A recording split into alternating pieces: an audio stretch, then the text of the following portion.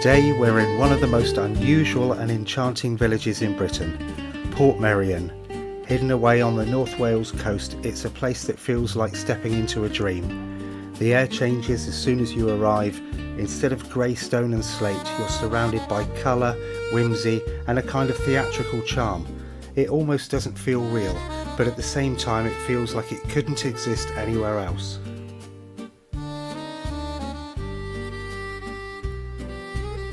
As you walk in, the first thing that strikes you is just how bold it is. Brightly painted houses, towers, domes and archways. Every angle has something playful to catch your eye. It's a village designed to surprise you, to make you look twice, and maybe even to smile. It feels Italian, yes, but it's not a replica of any particular place. It's more like an architect's daydream, a collage of styles and ideas brought together in one setting.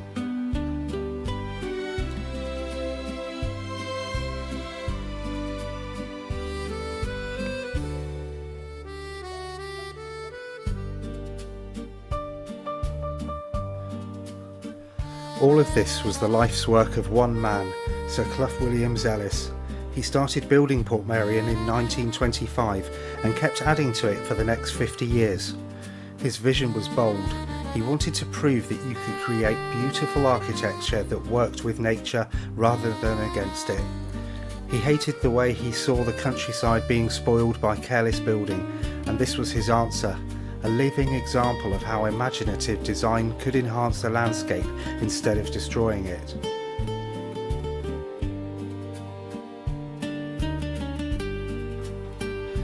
The heart of Portmeirion is the central piazza, a wide open space with lawns, fountains and some of the most striking buildings.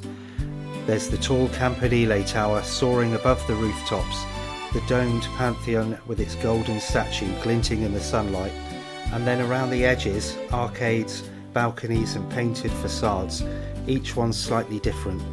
It feels almost like a stage set, a place designed for performance where you can imagine music, laughter and gatherings taking place.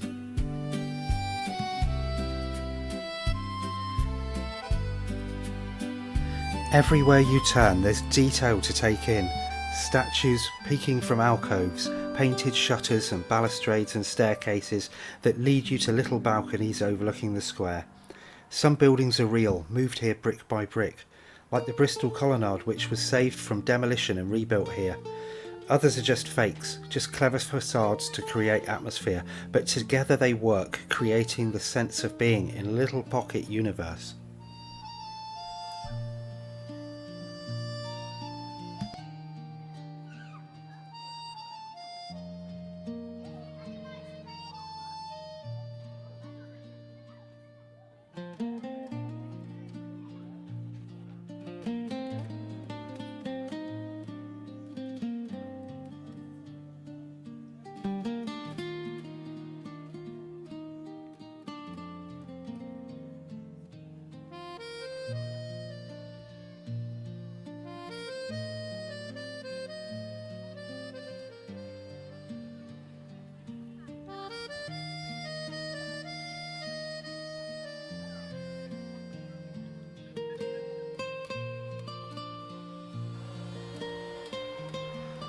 For many people, Portmeirion is forever linked with The Prisoner, the cult TV series from the 1960s.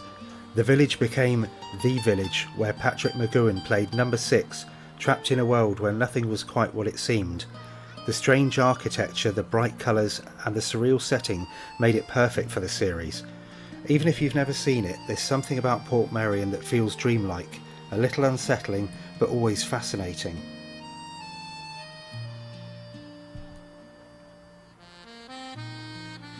Over the years, Portmeirion has attracted its share of artists and writers. Noel Coward wrote Blithe Spirit while staying here, and George Harrison of the Beatles was a regular visitor, and of course the Portmeirion pottery brand was born here, now famous around the world. This little village has left its mark far beyond the estuary.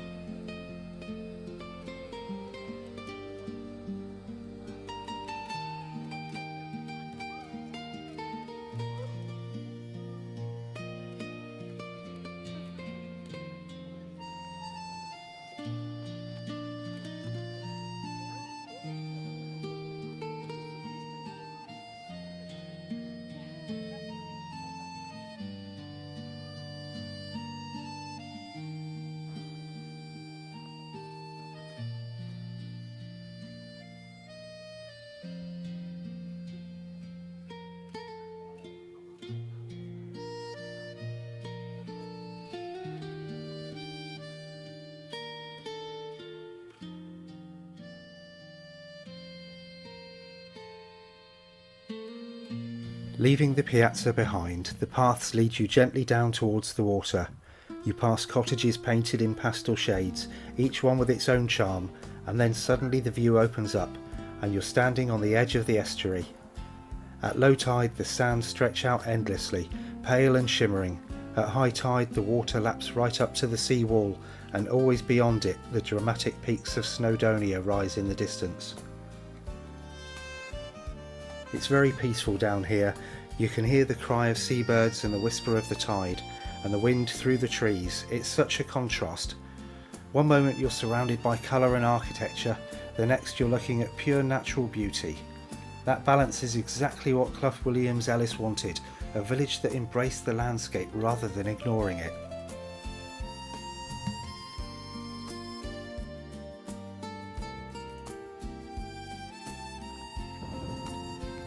Down by the waterfront is the Portmeirion Hotel.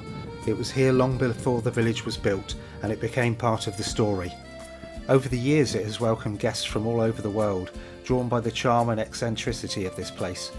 You can imagine sitting on the terrace here on a summer's evening, looking out across the estuary as the sun dips behind the mountains.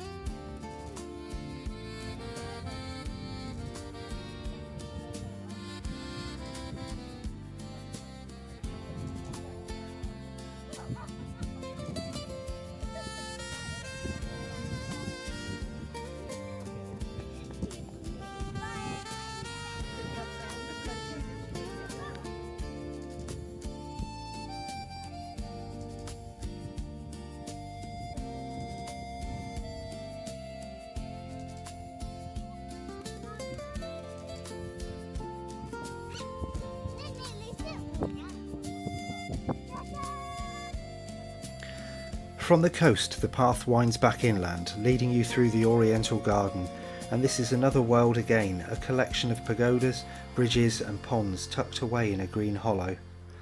The sound of trickling water, the reflections of trees in the still ponds, and the bright colours of the garden ornaments all add to the sense of stepping from one world into another.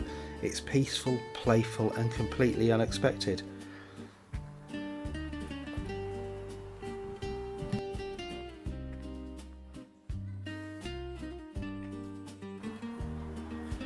As you wander back towards the heart of the village, past the painted cottages and the domed towers, you can't help but feel you've been somewhere truly unique. Portmeirion isn't just a collection of buildings, it's an idea made real. The dream of one man, carried on for decades and shared with everyone who visits. A place of colour and joy, balanced with peace and nature. Somewhere that always surprises you, no matter how many times you come. And that's the magic of Portmeirion.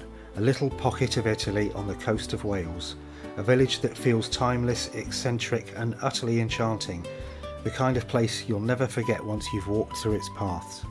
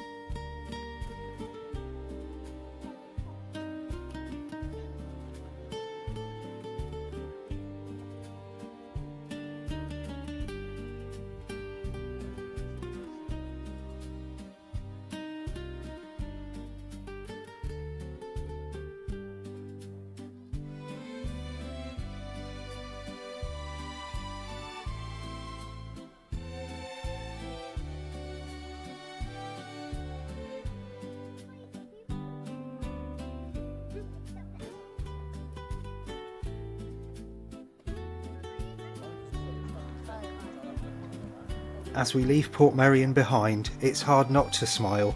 There really is nowhere else quite like it. A little piece of Italy hidden away on the Welsh coast.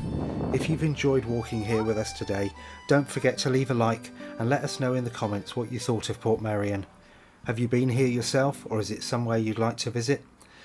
And if you're new to the channel, I'd love to have you along for more journeys like this. Hit subscribe and make sure you've got the notification bell on so you don't miss the next adventure. Thanks for watching, and we'll see you in the next one.